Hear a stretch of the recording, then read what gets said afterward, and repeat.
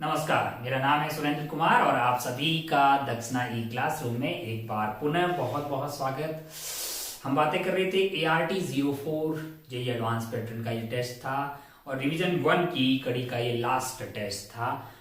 इसका पेपर 1 का डिस्कशन हम ऑलरेडी कर चुके हैं। आइए स्टार्ट करते हैं पेपर 2 जेईई एडवांस पैटर्न के इस ART-04 का पेपर 2 के बारे में बातें करते हैं। 1 बाय 1 सवालों को देखते हैं भाई साहब। इसके बाद देना है आपको जेईई मेंस, तो ये पेपर को अच्छे से देखिएगा और जो भी आपका जेईई मेंस है फरवरी वाला उसको फोड़ डालिए। फिर दोबारा मिलते हैं और बहुत अच्छे से तैयारी करते हैं जेईई एडवांस, क्योंकि हमारा अल्टीमेट टारगेट उसी को फोड़ना है भाई साहब। Paper 4 review test 4 ART-04 paper 2। पहला सवाल आपको रोटेशनल डायनामिक्स से यहाँ पे दिखाई देगा। देखते हैं जरा क्या है ये सवाल नंबर 1। पहला सवाल जरा ध्यान से देखिए, पहले आप फोटो देखिए। यहाँ पे आपके पास एक आइटम रखा हुआ है, डिस्क रखा हुआ है। क्या रखा हुआ है? डिस्क रखा हुआ है। और ओहो हमने थोड़ा दूर रख दिया है क्या? कोई नहीं, हम इसको पास में कर देते हैं ऐसे।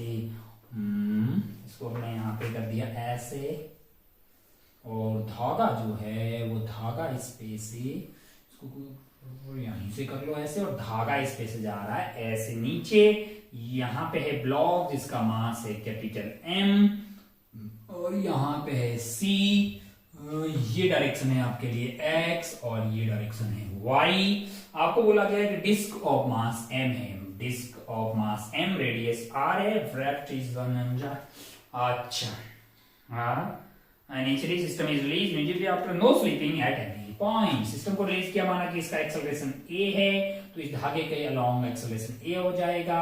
ओके भाई साहब। और मान लो कि इसका एक्सेलरेशन आपके लिए a है, तो है ना, और अल्फा से ये ऐसे घूम रहा है। मैंने कहा बहुत बढ़िया भाई साहब, बहुत ही शानदार। हो तो ये पॉइंट जो है, ये पॉइंट है। और आपका प्योर रोलिंग हो रहा होगा। क्या हो रहा होगा? Pure rolling. तो a must be equal to alpha R है। यहाँ पे क्या लग रही होगी आपके लिए? टेंशन। और इसको आगे लेके कौन जा रहा होगा? फ्रिक्शन लेके जा रहा होगा। टेंशन इस पे इधर लग रहा होगा, तो फ्रिक्शन की वैल्यू होनी चाहिए एक तो मास इनटू एक्सेलरेशन। रिश्ता नंबर 1 आ गया। टॉर्क की अगर बात करें तो किसका टॉर्क आने वाला है? फ्रिक्शन इसको ऐसे घुमाने की कोशिश करेगा, टेंशन आपको उधर घुमाने की कोशिश करेगा। तो टेंशन माइनस फ्रिक्शन इंटू इसका R है, इंटू इसका R है, R कैपिटल R हो गया। That is equal to I अल्फा। I की वैल्यू क्या हो जाएगी? mr²/2 into alpha. ये रिश्ता नंबर 2 है। A is equal to alpha R, ये रिश्ता नंबर 3 है। अच्छा, ध्यान से देखो, 1 2 3 रिश्ता है। अच्छा, ये पॉइंट का एक्सेलरेशन हो गया अल्फा R, और अल्फा R की वैल्यू है A के बराबर, तो इसका एक्सेलरेशन भी आ गया A के बराबर। नीचे इस पे क्या लग रहा होगा? कैपिटल mg लग रहा होगा, ऊपर t लग रहा होगा। Capital mg minus T is equal to mass into acceleration. ये रिश्ता नंबर 4 है। अगर आप इन चारों रिश्तों को सॉल्व कर रहे हैं तो इससे सॉल्व करने पे जो t आ रहा है वो है 3/5 mg। t की वैल्यू क्या आ जाएगी आपके लिए? 3/5 mg। और a की वैल्यू क्या आ जाएगी ऐसा करने से? a की वैल्यू कैसे प्राप्त करेंगे? कैपिटल mg माइनस 3 mg/5, यानी कि ये आपके लिए आने वाला है is equal to m into a. तो यहां से अगर आप ध्यान से देखें तो ये 2 mg/5, तो एक्सेलरेशन जो a आने वाली है वो 2g/5 है। 2g/5 है, यानी ब्लॉक नीचे की तरफ जा रहा है 2g/5। और ये j कैप में है कि माइनस j कैप में? माइनस j कैप में। तो एक्सेलरेशन ऑफ ब्लॉक हो जाएगी 2g/5 minus of J cap की डायरेक्शन में, और बाकी आप निकाल सकते हैं। पहला ऑप्शन एक्सेलरेशन ऑफ ब्लॉक दोनों डायरेक्शन में मैंने करनी है। एक्सेलरेशन ऑफ ब्लॉक तो नीचे की तरफ होगी। 1 गलत हो गया है। 2 देखिए, acceleration of block is minus 2g/5 J cap. मैंने कहा ठीक है। थर्ड देखिए, acceleration of block with respect to centre of mass of disc है। Centre of mass of disc के पास खुद की एक्सेलरेशन इधर की तरफ इतनी होगी, तो एक तो इसकी ऐसे आगे ग्राउंड के रिस्पेक्ट में है ना, और सेंटर ऑफ मास की रफ्तार को क्या कर देंगे? एक्सेलरेशन को उल्टा करके देंगे। तो माइनस 2j/5 ऑलरेडी है, और minus of 2g/5 I cap जो है एक और मिल जाएगी, क्योंकि सेंटर ऑफ मास की इधर की तरफ है। उल्टा करके दिया तो माइनस ऑफ आई कैप में आ जाएगा। मैंने कहा हाँ, तो आपका थर्ड भी सही है। और tension in the string is 3 mg/5, 3 mg/5, ये भी ठीक है। तो इस तरह से जो पहला ऑप्शन सवाल है इसके आंसर हो जाएंगे आपके 2, 3 एंड 4 है। आइए आगे बढ़ते हैं सवाल नंबर 2 की तरफ। कौन से सवाल की तरफ? सवाल नंबर 2 की तरफ। क्या है सवाल नंबर 2, जरा ध्यान से देखिए। पहले उठा देते हैं सवाल नंबर 1 को।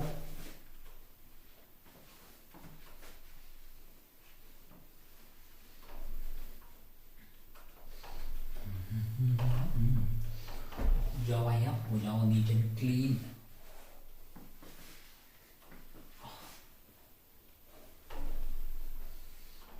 देखिए सवाल नंबर 2 क्या है। सवाल नंबर 2 जरा ध्यान से देखिए। यहाँ पे सरफेस है और यहाँ पे एक वर्टिकल वॉल है। इससे क्या कनेक्टेड है आपका? एक स्प्रिंग कनेक्टेड है। स्प्रिंग कांस्टेंट के है और यहाँ पे लगा रखा है एक ब्लॉक। ब्लॉक का मास है m है। स्मूथ है भाई साहब। और क्या कर रहे हैं इसको? x इज इंस्टेंटेनियस डिफ्लेक्शन है स्प्रिंग के है which is compressed bye x0 से इसको कंप्रेस किया है। मैंने कहा अच्छा, figures on a spring block system force constant is k which has been compressed by amount x0 है। x is instantaneous deflection of spring from length है। Power के बारे में बातें करनी है, तो पावर आपका जो होगा वो f इंटू वी हो जाएगा। f की वैल्यू kx हो जाएगी, v की वैल्यू आपको किसी भी टाइम पे इसकी रफ्तार होगी। मान लो कि x इनिशियली इसके पास काइनेटिक क्या होगी? काइनेटिक एनर्जी होगी हाफ m v0 का square. Sorry, half kinetic energy 0 होगी। जब इसको रिलीज करेंगे तो काइनेटिक एनर्जी 0 होगी। पोटेंशियल एनर्जी कितनी हो जाएगी? हाफ के x0 का square plus 0 is equal to, किसी भी टाइम पे अगर इसका एलोंगेशन x होगा तो पोटेंशियल एनर्जी होगी हाफ के x स्क्वायर एंड ये हाफ mv स्क्वायर। अगर आप ध्यान से देखें तो जो आपके पास वेलोसिटी है किसी भी टाइम पे वो क्या आने वाली है? मैंने कहा के x0 का square minus x square is equal two divided by m का रूट। इतना आपके पास किसी भी टाइम पे v आने वाला है। इतना क्या आने वाला है? v आने वाला है। इस वाले v को उठा के यहाँ डाल सकते हैं क्या? मैं तो बिल्कुल डाला जा सकता है। तो आपको क्या मिल जाएगा? Power as a function of x है। अब आपको क्या करना है? आपको निकालना है मैक्सिमम पावर। तो आप क्या कर देंगे? dp बाई dx को कर देंगे 0, है ना? ये पूरा। तो इसको जब डिफरेंशिएट करके करेंगे तो आपका x आएगा x0 बाई √2, है ना? जब आप इसको क्या करेंगे? मैक्सिमाइज करवाएंगे। मैक्सिमाइज करेंगे आप इसको जो भी फंक्शन आ रहा है उसको डिफरेंशिएट कर दीजिए। सॉल्व करके x की वैल्यू आ रही है x0 बाई √2। क्या आ रही है? x0 by √2। अरे भैया इसको उठा के डाल दीजिए ना यार। v की जगह f की जगह kx हो गया और v की जगह ये रायता हो गया। डिफरेंशिएट कर दीजिए, मैक्सिमम निकालना ये निकाल दीजिए, x equal to x0 by √2 आ जाएगा। ये कर लेंगे। आप मैथ्स के विद्यार्थी हैं। वापस जाके इस वाले फंक्शन में कौन सा वाला kx इंटू वी आपका क्या है? k बटा m x0 का स्क्वायर माइनस x स्क्वायर में x की जगह क्या डालेंगे आप? x0 बाई √2 डालेंगे तो आपको मिल जाएगा मैक्सिमम पावर। तो अगर आप ध्यान से देखिए maximum power in the spring है, तो अगर आप इसको डालिएगा तो ये ऑप्शन जो है instantaneous power developed by the spring is k by 2m। First option में 2m लिखा है लेकिन आएगा m, तो फर्स्ट गलत हो गया लाला। सेकेंड आपको बोला maximum power in the spring is, यानी जब आप x को x0 बाई √2 डालोगे ना इसमें तो आपको सेकंड ऑप्शन सही आता हुआ दिखाई दे रहा है। बिल्कुल डाल के देख लीजिए। मैक्सिमम पावर अकर है x0 बाई √2, ये सही है थर्ड वाला। एंड 4 गलत हो गया। फिर जब थर्ड सही हो गया तो 4 गलत हो गया। बाकी कैलकुलेशन आप कर लेंगे, इसमें कोई दोहराई वाली बात नहीं है। आइए आगे बढ़ते हैं सवाल नंबर 3 की तरफ। कौन से सवाल की तरफ? थर्ड वाले सवाल की तरफ। बढ़ जाओ लाला।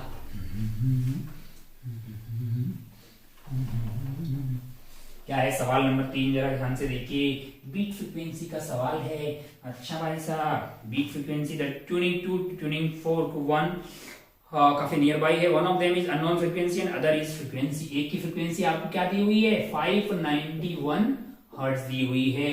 तो अगर ये f1 है तो f2 के साथ इसकी बीट फ्रीक्वेंसी कितनी दी हुई है आपको?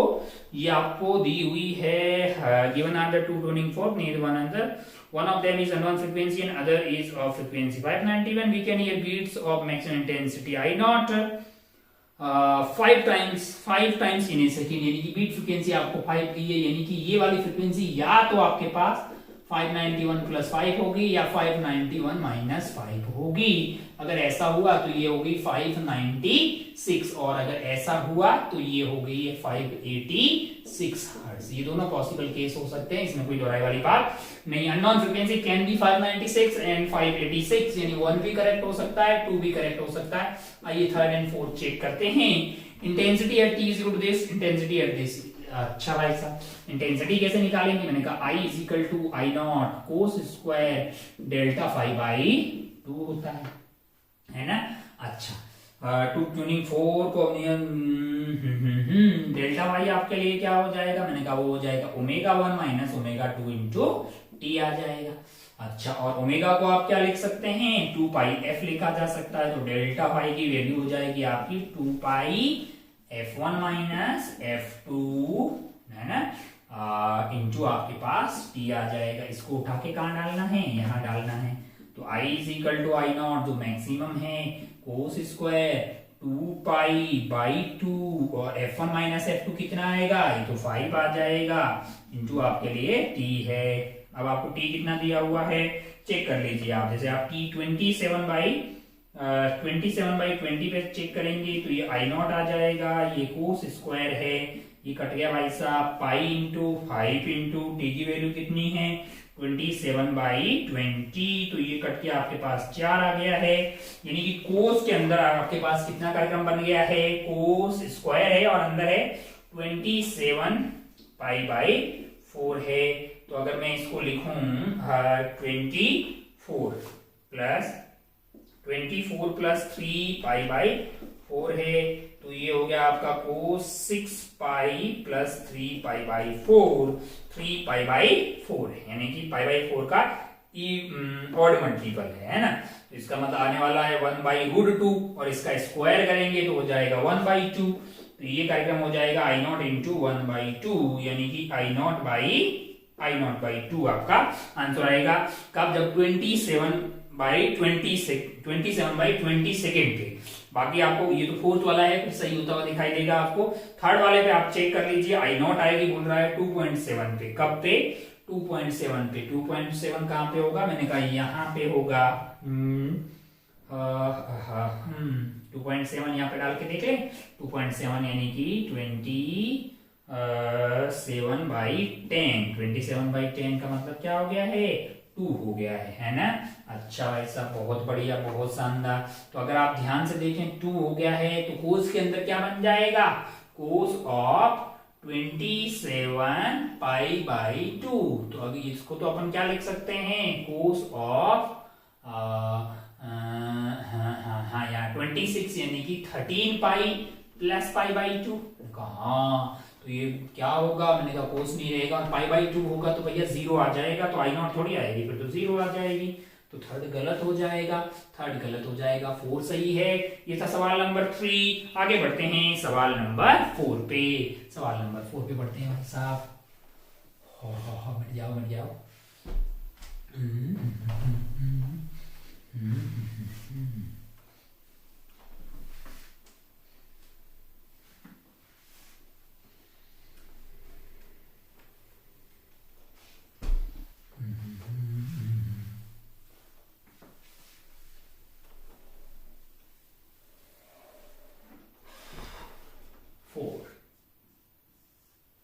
जरा ध्यान से देखिए, आपको दिया हुआ है एक रॉड। आपको क्या दिया हुआ है? एक यूनिफॉर्म रॉड है ए बी, एक यूनिफॉर्म रॉड है ए बी, एक यूनिफॉर्म रॉड है ए बी। इसमें क्या है? सी वाला पॉइंट जो सेंटर वाला पॉइंट है, इसकी रफ्तार आपको दी हुई है 3 मीटर पर सेकेंड। क्या दी हुई है? 3 मीटर पर सेकेंड। और ए वाले की रफ्तार आपको दी हुई है 11 मीटर पर सेकेंड। अच्छा भाई साहब, कोई एक्सटर्नल फोर्स नहीं लग रहा है, कोई टॉर्क नहीं लग रहा है, तो एक्सेलरेशन ऑफ सेंटर ऑफ मास क्या आने वाली है आपके लिए? 0 है ना लाला। अच्छा, अगर आप सी पे बैठ जाएं, सेंटर पे बैठ जाएं, तो आपको लगेगा ये घूम रहा होगा ऐसे और ये घूम रहा होगा ऐसे। रिलेटिव रफ्तार इसको कितनी मिलने वाली है? मैंने कहा इसको मिल गई है आपके रिस्पेक्ट में, कितनी मिल गई है? 11 प्लस 3 इधर मिल जाएगा, यानी 14 मिल गई है। और दूरी उड़ी दी हुई क्या आपको? कुछ 7 मीटर है, तो ये 7 बाई 2 हो जाएगा, ये 7 बाई 2 हो जाएगा। तो ओमेगा कैसे निकालेंगे, मैंने कहा ओमेगा होता है v perpendicular relative divided by बीच की दूरी। v परपेंडिकुलर रिलेटिव हो गया 14 और बीच की दूरी होगी 7/2। ओ हो, तो ये आ गया 4 रेडियन पर सेकेंड।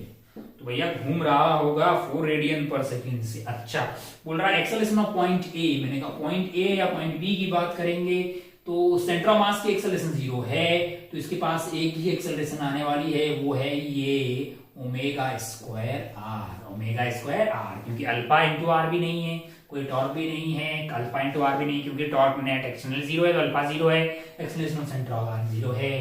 तो सर्कुलर कर रहा होगा जिसका रेडियस 7/2 होगा। ओमेगा की वैल्यू आपके लिए कितनी है, ओमेगा की वैल्यू अभी निकाले हैं 4, तो ये 16 इंटू आर की वैल्यू होगी 7/2, तो ये हो गया आपका 32 और 7 दूना 14, इसलिए 21 और 1 22 है 244 मीटर पर सेकेंड स्क्वायर आ रही क्या acceleration, sorry omega square r है। Omega square is 16 into r. हाँ ये क्या कर दिया, हाँ ये 8 आया ना, पागल है क्या, ये क्या आ गया है 8 आ गया, 8 56 मीटर पर सेकेंड स्क्वायर। गजब नहीं है, 56 मीटर पर सेकेंड स्क्वायर है। हाँ तो फर्स्ट भी करेक्ट है, सेकेंड भी करेक्ट है, क्योंकि सिमिलर सेम ओमेगा ही आने वाला है। तो ओमेगा स्क्वायर आर और रेडियस आपका 7/2 है, तो बी की एक्सेलरेशन भी यही होने वाली है। At the instance one figure acceleration of point C 0, C centre of mass वाला पॉइंट है भैया, उस पर कोई नेट एक्शन फोर्स नहीं है, तो उसकी एक्सेलरेशन 0 आएगी। 4 देखिए, angular velocity of body is 4 radian पर सेकेंड। ये भी सही है। तो इस तरह से आपका ये 4th वाला क्वेश्चन जो है यहाँ पे हो गया है खत्म। आइए बढ़ते हैं आगे 5th वाले सवाल पे।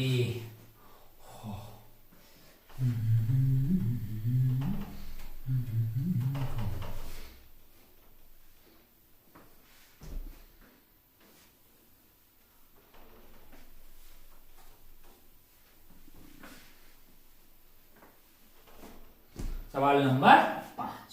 सवाल नंबर 5 देखिए जरा ध्यान से, क्या है, यहाँ पे लगा हुआ है इंडक्टर और यहाँ पे लगा हुआ है रेजिस्टेंस और यहाँ पे लगा हुआ है कैपेसिटर, यहाँ पे लगा हुआ है आपका वोल्ट मीटर और ये है आपका 10 ओम, ये है 50 माइक्रोफैरेड, ये है 20 मिली हेनरी और ये पूरा सिस्टम एक मीटर से कनेक्टेड है और एसी का सोर्स है यहाँ पे।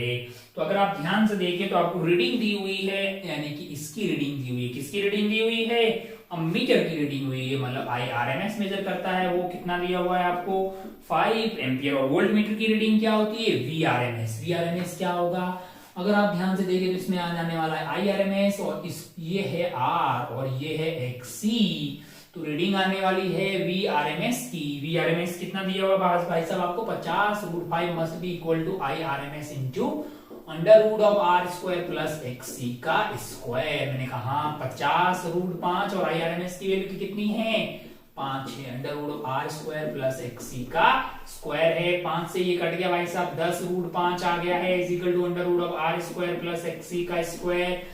स्क्वायर कर देते हैं दोनों साइड में, स्क्वायर करेंगे तो 100 इंटू 5 हो जाएगा 500 और इधर की तरफ आ जाएगा R² इज 100 प्लस XC का स्क्वायर, तो 400 यानी कि XC की वैल्यू आएगी 20, XC की वैल्यू कितनी आ जाएगी 20 ओम आ जाएगी। अब अगर आप ध्यान से देखें तो XC होता क्या है, XC होता है आपके लिए 1/ओमेगा C that is equal to 20। 1/ओमेगा C की वैल्यू क्या है, C की वैल्यू है 50 into 10⁻⁻6 that is equal to 20 है।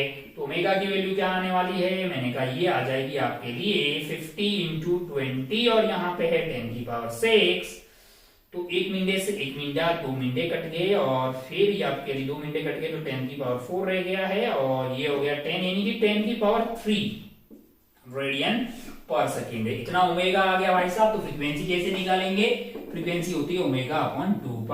ओमेगा की वैल्यू है आपके लिए 10⁻3/2π।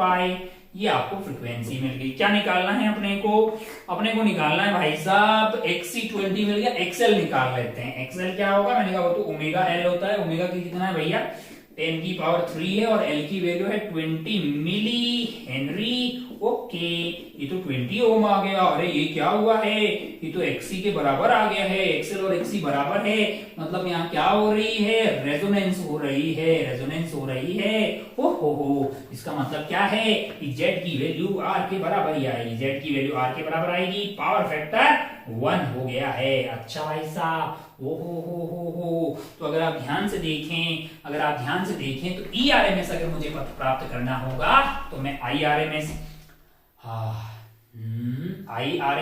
इंटू क्या कर दूंगा, Z है, दैट इज ERMS है। IRMS 5 है, Z की वैल्यू R के बराबर ही हो जाएगी, क्योंकि इन दोनों को 20 और 20 कट हो जाएंगे। R आपका कितना है, 10 है, तो ये 50 वोल्ट आ गया है। क्या, ERMS पावर आपको निकालनी है, तो IRMS into ERMS into power factor जो कि है 1, 5 इंटू 50 इंटू 1, यानी कि 250 वॉट का पावर आपको आता हुआ दिखाई देगा। अगर आप ध्यान से देखें तो आपके ऑप्शंस कौन से, average power delivered by source is 250 what. मैंने कहा सही है पहला जवाब।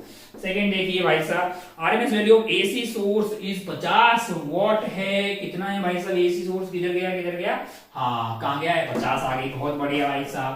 थर्ड देखिए जरा ध्यान से, RMS value of AC source is 5 है लाला, थर्ड गलत हो गया है आपका। 4 देखिए, फ्रीक्वेंसी ऑफ सोर्सेज 1000/2पाई। मैंने कहा कहां है, अभी निकाला था, ये 1000/2पाई, बिल्कुल सही है, आंसर हो जाएगा आपका 1, 2 एंड 4। आइए आगे बढ़ते हैं 5 के बाद में 6 वाले सवाल पे। कौन से सवाल पे, 6th सवाल पे।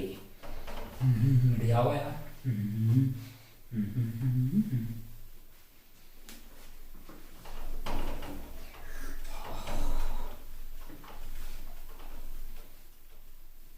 थोड़ा अच्छे से मिट जाओ लल्ला।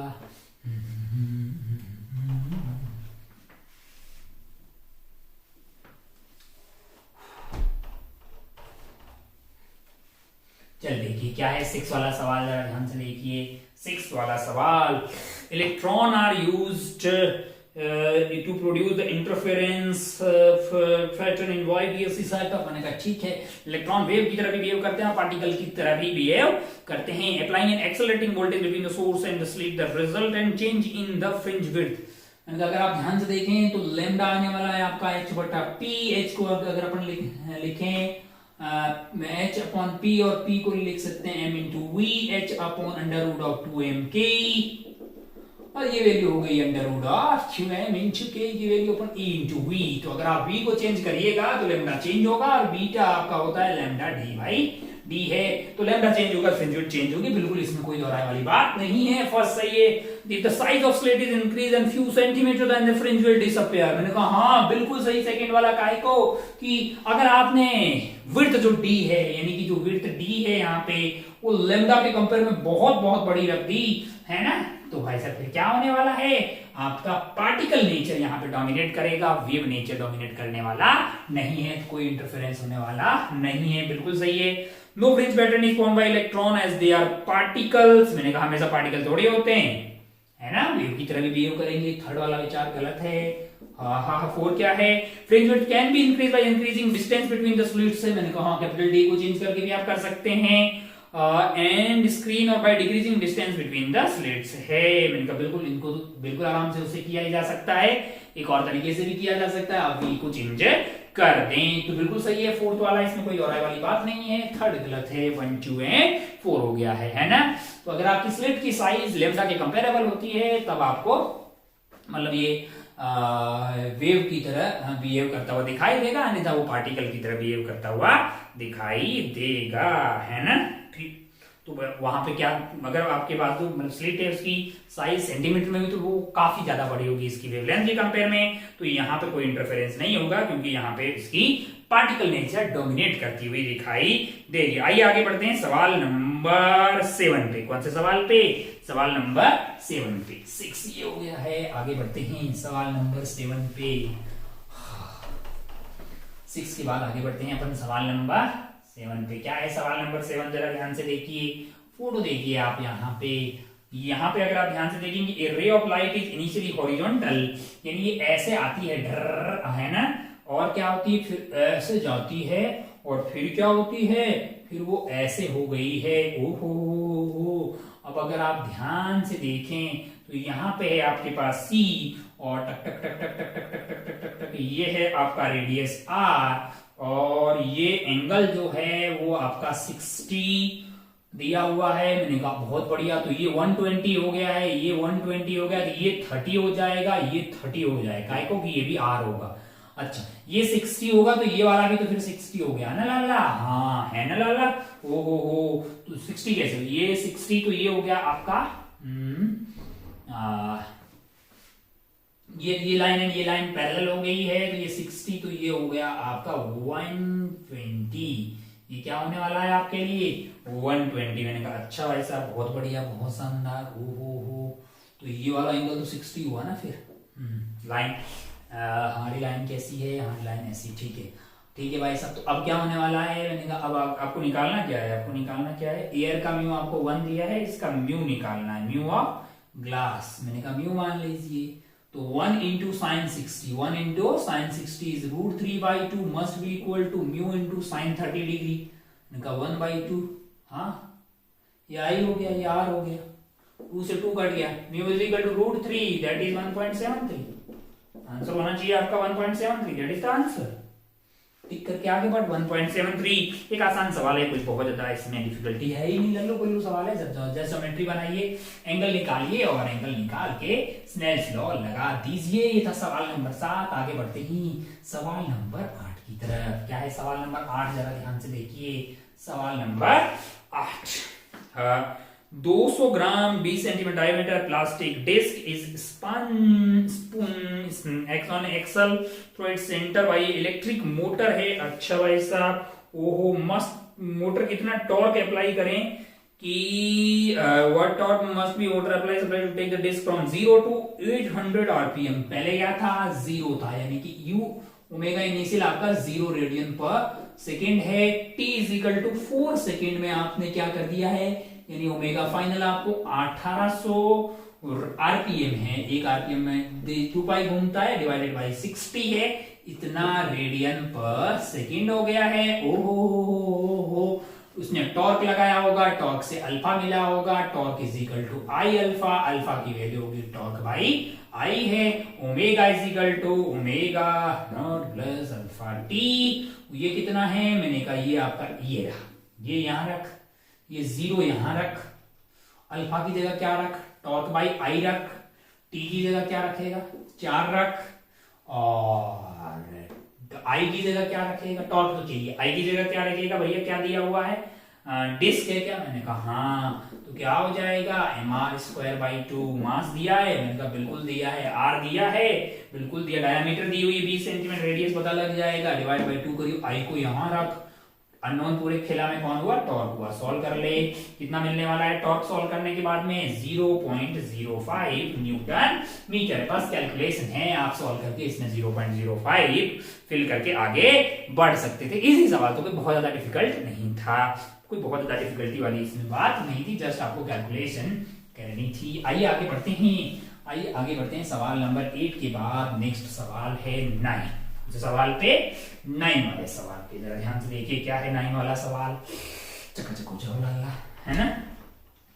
9th वाला सवाल है, क्या है इसमें जरा ध्यान से देखिए। अच्छा, हमारे पास एक टैंक है जो कि ऊपर की तरफ प्रस्थान कर रहा है 1 मीटर पर सेकेंड की कांस्टेंट रफ्तार से। कैसे जा रहा है ऊपर की तरफ, 1 मीटर पर सेकेंड की कांस्टेंट रफ्तार से, और यहां से पानी निकल रहा है नीचे की तरफ 2 मीटर पर सेकेंड की रफ्तार से, और यहां से 10 मीटर की दूरी पे रखा हुआ है एक टब जिसकी लंबाई है 2 मीटर।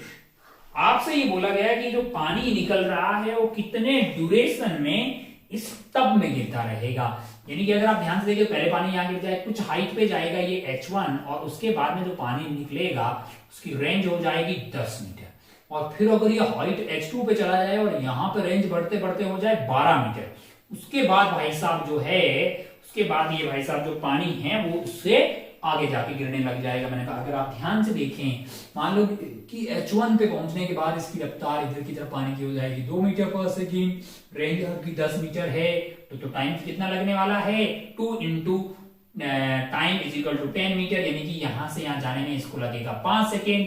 तब तक पानी नीचे की तरफ आया होगा H1, नीचे की तरफ क्या आ गया होगा H1।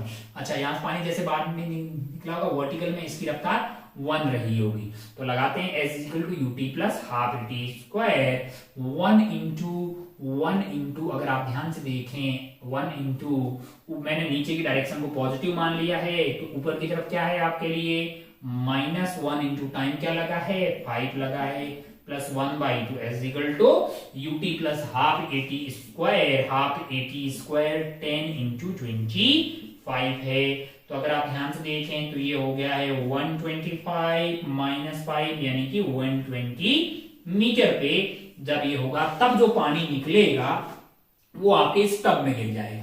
दूसरा, सिमिलरली आप H2 पता करेंगे, मान लो H2 हाइट पे जो पानी निकला है उसकी रेंज आपके लिए हो जाएगी मैक्सिमम 12, क्योंकि इससे ज्यादा होगी फिर टब से बाहर पानी गिरेगा। अच्छा, इसका मतलब टाइम कितना लगने वाला है यहां से यहां जाने में, T इंटू आपका 2 इज इक्वल टू 12 आ जाएगा, क्योंकि इसकी रफ्तार 2 इधर की तरफ और 1 इधर की तरफ रहेगी, तो टाइम आ गया 6 सेकेंड।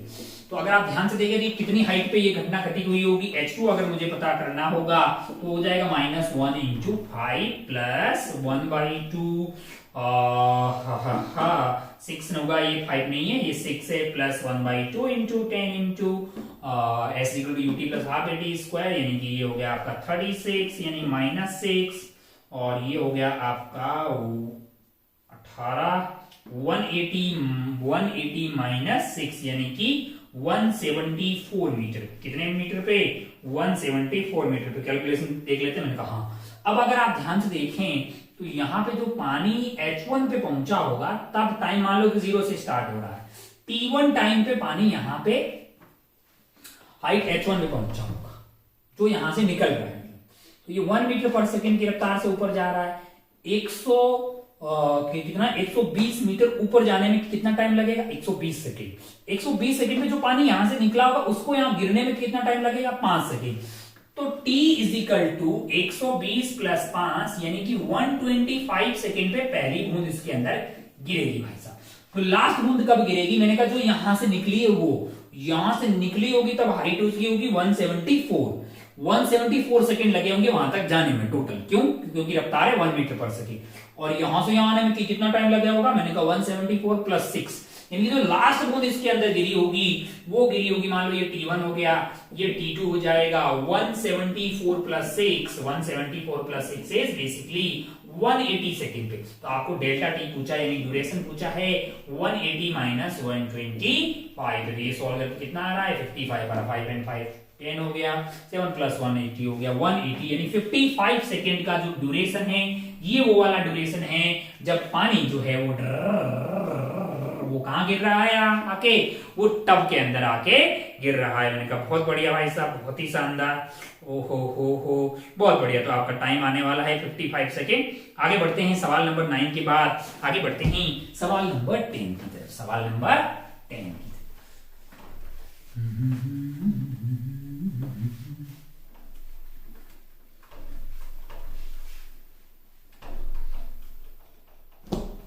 सवाल नंबर 10 क्या है? सवाल नंबर 10 जरा ध्यान से देखिए।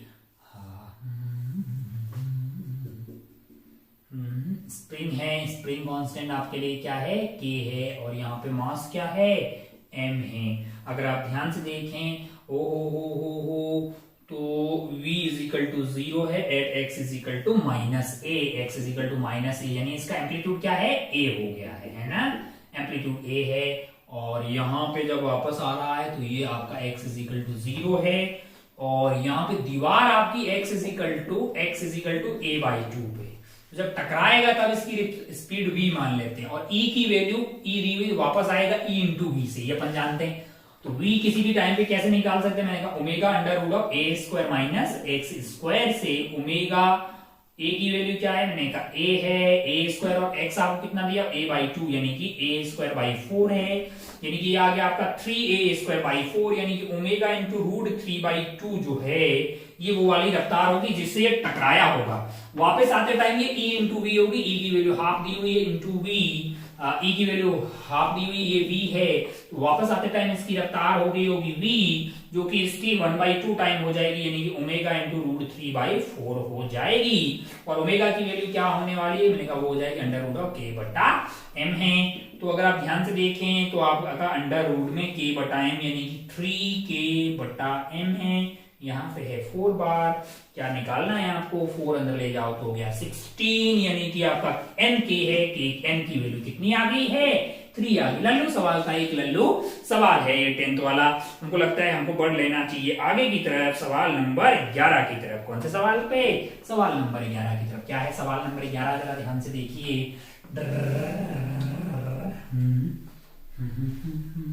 चलिए भाई साहब, क्या है सवाल नंबर 11, जरा ध्यान से देखिए। सवाल नंबर 11 ऐसा है, electron moving along x axis is confined between x is equal to 0 and x is equal to L है। कितना चला भाई साहब, 2L है, यानी 2n लेमडा जो है वो आपके लिए, सॉरी n लेमडा जो है, जो अगर आप यहां से ऐसे ऐसे घूमते तो n लेमडा आपके पास क्या आ रहा था, टोटल जो चला है एक में, तो 2 पाई आर एक कंप्लीट टाइम पीरियड में। तो यहाँ पे आप अगर n लेमडा की बात करेंगे तो वो 2L हो जाएगा, यानी लेमडा की वैल्यू हो जाएगी 2L/m है। ओहो, हमको क्या निकालना है, हमको कुछ बातें निकालनी है कि भाई साहब मतलब जो है x = 0, there is no loss of energy during collision between this. तो एनर्जी इसके पास क्या है, काइनेटिक एनर्जी है। एनर्जी की बात करेंगे, जो काइनेटिक एनर्जी होगी उसको अपन लिख सकते हैं p² / 2m है। p को अपन क्या लिख सकते हैं, मैंने कहा h/λ² / 2m है, और h डिवाइडेड बाई लेमडा, मैंने कहा बहुत बढ़िया भाई साहब। तो ये हो जाएगा आपके लिए h² / 2m, और यहाँ पे आ जाएगा लेमडा स्क्वायर, जो कि हो जाएगा 4L² / n², यानी कि n²h² ये आपके लिए हो जाएगा n²h² 8mL², n²h² 8mL² है का। बहुत बढ़िया भाई साहब, बहुत ही शानदार। ओहो, तो अगर आप ध्यान से देखें तो इसका ट्रांजिशन क्या है, initially electron is quantum state 2, it jumps to in quantum stage 1 है। तो कितना एनर्जी हो जाएगा आपका, डेल्टा ई। इस वाले केस में क्या होगा, पहले n की वैल्यू 2 थी तो ये 4 था, बाद में 1 हो जाएगा, तो 4 - 1 h² / 8mL², यानी कि 3h² / 8mL², ये आपका डेल्टा ई हो जाएगा।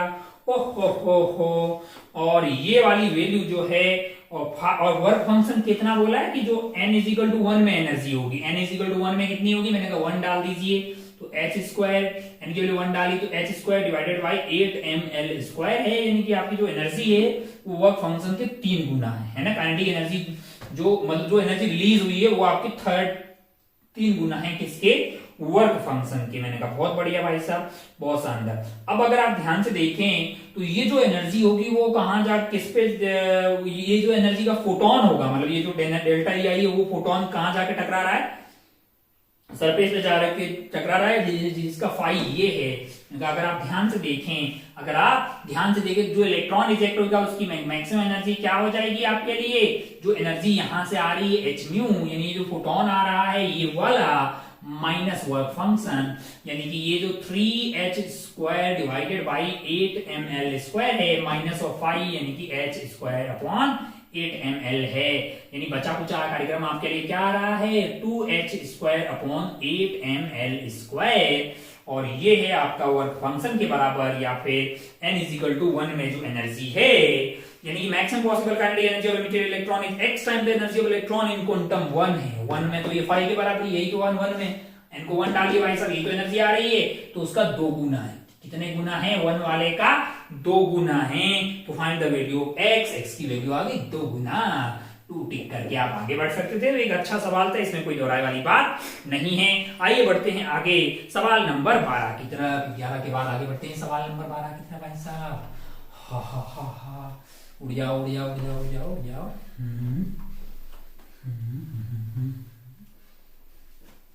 जरा ध्यान से देखिए क्या है सवाल नंबर 12। सवाल नंबर 12 अगर आप ध्यान से देखेंगे तो यहाँ पे है आपके पास मास m, और यहाँ कितने दूरी पे है, यहाँ पे है मास 2m। यहाँ पे क्या है, मास 2m। Calculate the ratio of d Broglie wavelength of two masses revolving about their common center of mass मैंने कहा सेंटर ऑफ मास कहीं यहाँ पे होगा, और ये वाली दूरी आपके r1 हो जाएगी, ये वाली दूरी r2 हो जाएगी। टोटल दूरी मान लीजिए कितनी है, r है। तो r1 की वैल्यू आपके लिए हो जाएगी m/3m इंटू r, यानी कि ये आपका r/3 हो जाएगा। तो ये हो जाएगा 2r/3। ये अगर ओमेगा से ऐसे घूम रहा होगा तो ये ओमेगा से ऐसे घूम रहा होगा।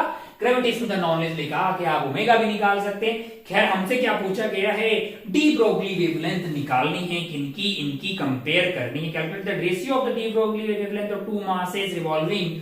माना कि ये 1 मान लिया, ये 2 मान लिया है, तो इसकी रफ्तार आपके लिए हो जाएगी ओमेगा इंटू r2, या इसे 2 मान लीजिए, ये 1 है आपके लिए, इसकी रफ्तार क्या हो जाएगी, मैंने कहा ओमेगा इंटू r1 है, इसकी कितनी हो जाएगी, ओमेगा इंटू r2 है। डी ब्रोगली वेवलेंथ कैसे निकालते हैं, का lambda is basically h by p। अगर मुझे लैम्डा 1 बाई लैम्डा 2 करना है तो ये p2 बाई p1 हो जाएगा। p2 is basically m2 divided by m1। v1 है, m2 की कितना है मेरे पास, m2 इज बेसिकली m है, v2 is basically omega into r2 is 2r/3 divided by m1 कितना है, m1 है मेरे लिए 2m है, ओमेगा ओमेगा है, और r1 इज r/3 ओ m से m, ओमेगा से ओमेगा, r से r, 3 से 3, 2 से 2, ये रेशियो तो आपका 1:1 आ रहा है। 1 आ रहा भाई साहब रेशियो। आप इसमें 1 फिल करके आगे बढ़ना था आपको। ये था आपका सवाल नंबर 12। आगे बढ़ते हैं सवाल नंबर 13 की तरफ। कौन से सवाल की तरफ, 13 वाले सवाल की तरफ। देखिए क्या है सवाल नंबर 13।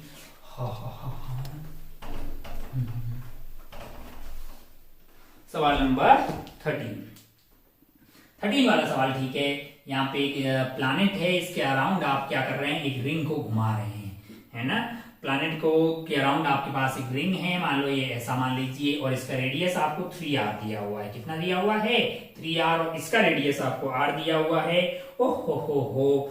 तो अगर आप ध्यान से देखें तो हम यहाँ पे एक छोटा सा इसका एलिमेंट लेना चाह रहे हैं, किसका, इस रिंग का। इसको कैसे घुमाया जा रहा है, ओमेगा से इसको घुमाया जा रहा है। ओमेगा आपको सवाल में दिया हुआ है, बस आपको कैलकुलेशन करनी है। तो ये जो छोटा सा पार्ट है इसको अपन यहाँ पे लेके जूम करना चाह रहे हैं। इसको अपन क्या करना चाह रहे हैं, जूम करके देख रहे हैं। टक टक टक टक टक टक टक टक टक। मान लो कि वो सेंटर पे कितना एंगल बना रहा है, मान लो कि वो थीटा एंगल बना रहा है। थीटा बहुत छोटा होगा तो ये वाला एंगल आपके लिए क्या हो जाएगा, θ/2। ये वाला θ/2। माना कि इसमें टेंशन T है, माना कि इसमें टेंशन क्या है, T है। टक टक टक टक टक टक टक टक। ये एंगल थीटा होगा तो ये वाला एंगल भी आपके लिए क्या हो जाएगा, थीटा हो जाएगा। अगर आप ध्यान से देखें, पेन चल का नहीं रहा है, अगर आप ध्यान से देखें तो t cos थीटा और t cos थीटा इधर कट जाएगा, t sin थीटा ऐड हो जाएगा। यानी ये छोटा सा मास होगा dm, ये छोटा सा मास होगा dm। इस पे नीचे की तरफ क्या लग रहा होगा, मैंने कहा 2t sin थीटा है, θ/2। सॉरी, अगर अपन थीटा को टोटल लिया है तो ये आपका θ/2 हो गया है, ये आपका θ/2 हो गया है, ये आपका θ/2 हो गया है, sin θ/2। और नीचे की तरफ एक और प्रेम लग रहा होगा, क्या लग रहा होगा, प्रेम लग रहा होगा। इसका मास dm है और इसके कौन इलेक्ट्रिक फील्ड अगर यहाँ पे अपन पता कर, मतलब ग्रेविटेशनल फील्ड पता कर लें, ग्रेविटेशन पता कर लें तो आपके लिए एक और फोर्स ऑफ अट्रैक्शन आ जाएगा। मैंने कहा कितना आ जाएगा भाई साहब, अगर आप ध्यान से देखिए बाहर तो ये पॉइंट मास की तरह ही बिहेव करता है। मैंने कहा हाँ जी, इसका कैपिटल का मास कितना है, m है, इंटू dm डिवाइडेड बाय बीच की दूरी कितनी है, 3r है, का स्क्वायर है। ये टोटल इधर की तरफ ये वाला ये हो गया 2t sin थीटा टेंशन का कंपोनेंट, और ये खींचने वाला फोर्स इज इक्वल टू क्या होना चाहिए, dm omega square r, dm omega square r, और r की वैल्यू आपके लिए कितनी है, 3r है। अब इस इक्वेशन में आपको क्या निकालना है, इस पूरी इक्वेशन में आपको t निकालना है। तो आप एक तो sin θ/2 को क्या लिख देंगे, लाला θ/2। दूसरा क्या होगा आपका टारगेट, अल्टीमेटली ओमेगा की वैल्यू आपको सवाल में दी हुई है।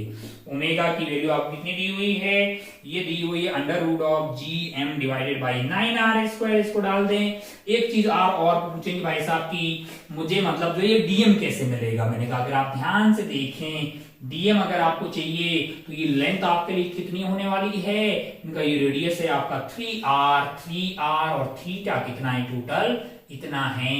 अच्छा भाई साहब, ring of mass m and radius 3r है, यानी कि मास m था किसके लिए 2 पाई r, r की वैल्यू क्या थी 3r थी। आपके पास लेंथ कितनी है, आपके लिए लेंथ है dl और उसकी वैल्यू क्या होगी 3r into theta, r theta यानी r खुद ही क्या है 3r, एंगल आपका क्या है थीटा है। ये वैल्यू क्या आ जाएगी, ये dm की वैल्यू आ जाएगी। इसको उठा के कहां डालेंगे लाला, यहां डालेंगे, यहां डालेंगे, सब नोन है भाई साहब। थीटा सवाल में दिया हुआ है, साइन थीटा बाई 2 को लिख देगा थीटा बाई 2, तो थीटा कट जाएगा और सॉल्व करेगा तो t मिल जाएगा। जब तू सॉल्व कर रहा है करना लाला जी, एडवांस की तैयारी कर रहा है, सॉल्व कर रहा है, तो ये वैल्यू आ रही है G capital M divided by 9 pi r square. और आपको बोला गया था कि ये 3n पाई r स्क्वायर आएगी, इसका मतलब 3n की वैल्यू 9 है, इसका मतलब n की वैल्यू क्या है 3 है। तो आपके सवाल का आंसर हो जाता 3, क्या हो जाता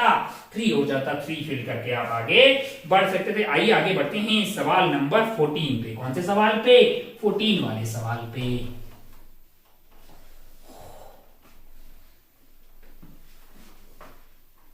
मिट जाओ लल्ला, मिट जाओ, मिट जाओ, मिट जाओ।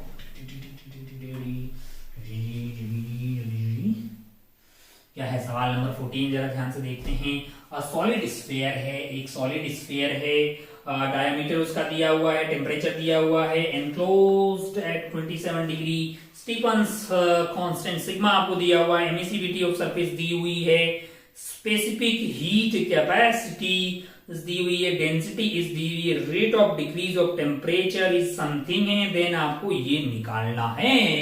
मैंने कहा अगर आप ध्यान से देखें तो जो हीट तो एनर्जी यहाँ पे इसके अंदर से निकल रही होगी वो E सिग्मा A T की पावर 4 माइनस T नॉट की पावर 4 है, ये आपको ध्यान से देखना होगा। और Q को मैं क्या लिख सकता हूं ms dt, इसको यहां पे रख दोगे तो ms dt by dt is equal to E sigma A T की पावर 4 माइनस T नॉट की पावर 4। और रेट आपको निकालनी है, यानी ये निकालना है तो dt बाई dt जो है वो यहां से क्या आ जाएगा E sigma A divided by ms T की पावर 4 माइनस टी नॉट की पावर 4। क्या ई आपको सवाल में दिया है, दिया है, सिग्मा दिया है, ए कैसे निकालेंगे, ए की वैल्यू हो जाएगी आपके लिए 4 पाई आर स्क्वायर है तो 4 pi into D by 2, D diameter है, 4 पाई आर स्क्वायर ए आ जाएगा। ओहो, मास कैसे निकालेंगे, मास कैसे निकालेंगे लाला, डेंसिटी दी है क्या, हाँ डायमीटर जैसे क्या emissivity surface specific heat capacity this density दी हुई है, रो इनटू वॉल्यूम कर देंगे 4/3 pi r cube, r is basically diameter by 2 का 4/3 पाई r क्यूब यानी कि 4/3 पाई r क्यूब, ये कर दिया। तो ऐसा आपको दिया गया है क्या स्पेसिफिक हीट कैपेसिटी पर केजी दी हुई है, बहुत बढ़िया, बहुत शानदार। टी दिया है टी दिया है और सराउंडिंग का टेम्परेचर दिया है, मैंने कहा बिल्कुल दिया है, 427 दिया है, ये दिया है। इस पूरी कैलकुलेशन को आप कीजिएगा तो ये जो वैल्यू है आपके लिए सारी value on putting all the values आपके लिए dt बाई जो dt आ रहा है ये वैल्यू आ रही है 200 इंटू 10 की पावर माइनस 3 डिग्री सेल्सियस पर सेकेंड। तेरे सवाल में क्या था n इंटू आ रहा था समथिंग, तो n की वैल्यू आ गई है n इंटू 10 की पावर माइनस 3 है, इसका मतलब n की वैल्यू क्या है 200 है। n की वैल्यू अगर 200 है n बाई 40 यहाँ डिवाइड बाई 40 तो ये कार्यक्रम आ गया है 5, ये कार्यक्रम आपके लिए क्या आ गया है 5 आ गया, यानी 14 वाले का आंसर आपके लिए 5 हो जाएगा। आप 5 फिल करके आगे बढ़ सकते हैं। आइए आगे बढ़ते हैं 14 के बाद 15 वाले सवाल पे, 14 के बाद आगे बढ़ते हैं 15 वाले सवाल पे।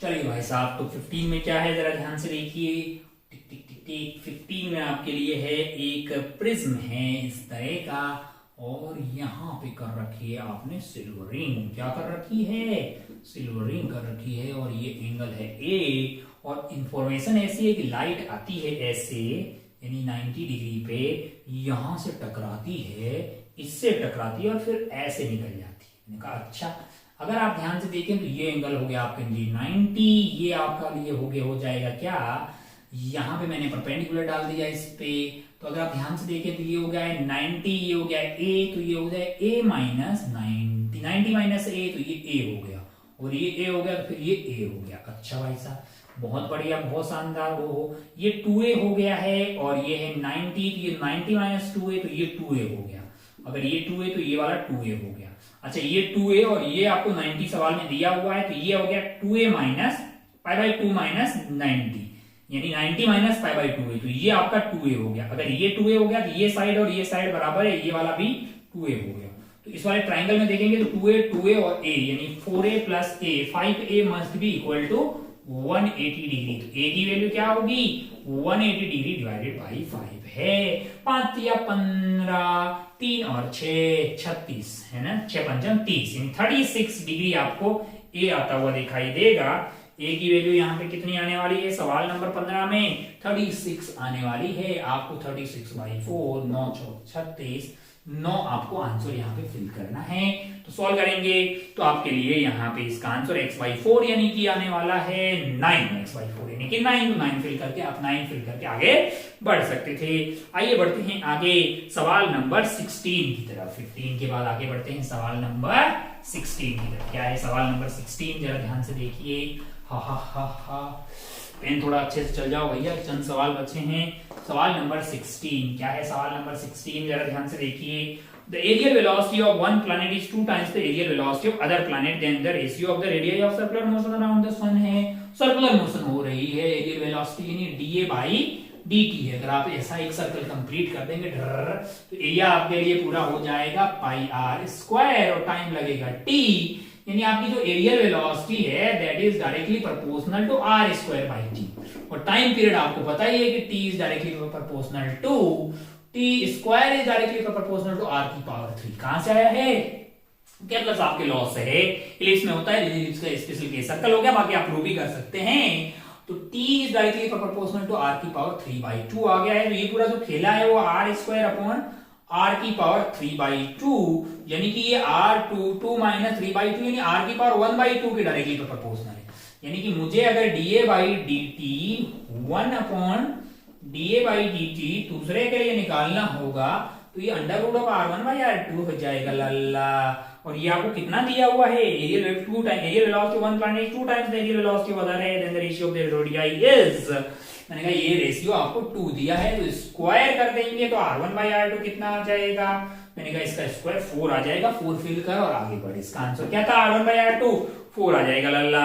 ओहो, आइए बढ़ते हैं सेकंड लास्ट सवाल, सवाल नंबर 17 जो कि होगा हमारा सेकंड लास्ट सवाल। इसके बाद बचेगा एक सवाल और ART04 का ये खेला हो जाएगा खत्म। ART04 का खेला हो जाएगा खत्म भाई साहब। आइए बढ़ते हैं आगे सवाल नंबर 17। क्या है सवाल नंबर 17? सिलेंड्रिकल रॉड है। कैसी रॉड है? स्टीम चेंबर में अगर ऑफ आइस है। अच्छा, यहां से हीट फ्लो हो रही है और यहां हो रहा है आइस मेल्ट। खूब सवाल आते हैं ऐसे। मान लीजिए लेंथ L है, area of cross section A है, थर्मल कंडक्टिविटी T है, टेम्परेचर मान लीजिए T1 है, T2 है। तो रेट ऑफ हीट फ्लो जो आता है हमारे लिए dQ by dt that is equal to KA delta T, KA delta T जो है delta T divided by length आपके लिए आने वाला है। अच्छा भाई साहब, बहुत बढ़िया, बहुत शानदार। अब अगर आप ध्यान से देखें, cylindrical rod one and steam chamber अंदर इन आइस से मेल्टिंग रेट है, यानी कि आपका जो Q आप देंगे वो क्या करेगा? आइस को मेल्ट करेगा, यानी M इंटू L है। यानी कि आपकी जो मेल्टिंग रेट होगी वो तो क्या dm बाई dt की बात कर रहे हैं भाई साहब, तो KA dt divided by L है। इसको L इधर ले आइए, L को L इज द आपका लेटेंट हीट हो गया। तो ये जो मेल्टिंग रेट है वो KA और L पे डिपेंड कर रही है। किस पे डिपेंड कर रही है? KA और L पे, क्योंकि डेल्टा T तो सेम है और L भी सेम है। आइस के लिए L तो सेम होगा।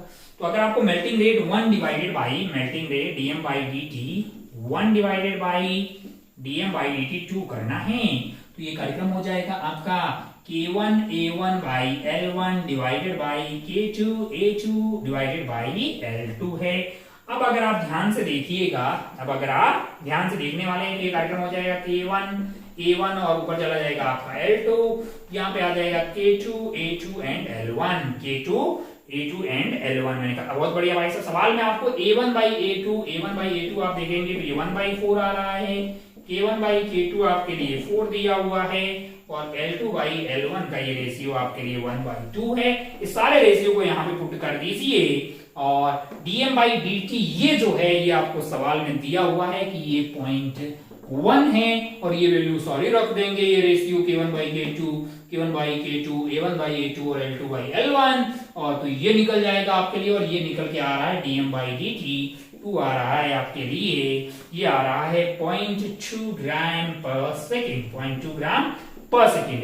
अब अगर आप ध्यान से देखें तो ये तो हमारा x था, इस सवाल में x था। आपसे क्या पूछा गया है? 15x पूछा गया। क्या पूछा गया है? 15x पूछा गया। 15 इंटू एक्स की वैल्यू कितनी है? 0.2 है, यानी कि 2/10 है, यानी कि ये आपका 2 हो गया, ये आपका 3 हो गया। ओहो, सॉल्व करके कितना आ गया है? 3 आ गया। तो आंसर आपको यहाँ पे फिल करना था 3। इसी के साथ ही आपका जो सेकेंड लास्ट सवाल है ये हो गया है खत्म, 3 ही था इसका आंसर। आइए बढ़ते हैं लास्ट एंड फाइनल सवाल, सवाल नंबर 18 हमारे ART-04 के पेपर नंबर 2 के लास्ट एंड फाइनल सवाल। देखिए जरा क्या है लास्ट एंड फाइनल सवाल। देखने से वो ज्योमेट्रिकल ऑप्टिक्स का बिल्कुल दिखाई देता है। हाँ हो जाओ क्लीन भाई साहब, पेन दे दीजिए हमको वो चलने वाला।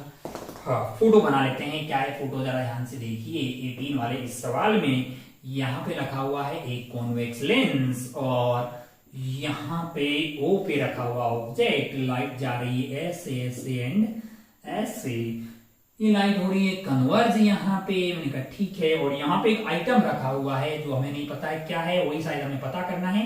और ये लाइट अगर ऐसे जाए तो कन्वर्ज होके ऐसे चली जाती। कहाँ चली जाती?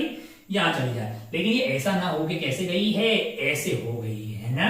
अच्छा तो कन्वर्ज किया कि डाइवर्स किया है? मतलब ये डाइवर्जिंग टाइप का लग रहा है देखने से ना, और कन्वर्ज ना करके उसको डाइवर्स किया है, डाइवर्जिंग टाइप का लग रहा है। एक चीज मैं यहाँ पे यूज करने वाला हूं। मैं क्या यूज करने वाला हूँ जरा ध्यान से देखिए। कुछ इंफॉर्मेशन यहाँ से वैसे दी हुई है कि ये वाली दूरी आपके लिए कितनी है? 8 सेंटीमीटर है। ये वाली दूरी आपको कितनी दी हुई है? 8 सेंटीमीटर। कितनी दी हुई है? 8 सेंटीमीटर है। अगर आप ध्यान से देखें, कैसे देखें?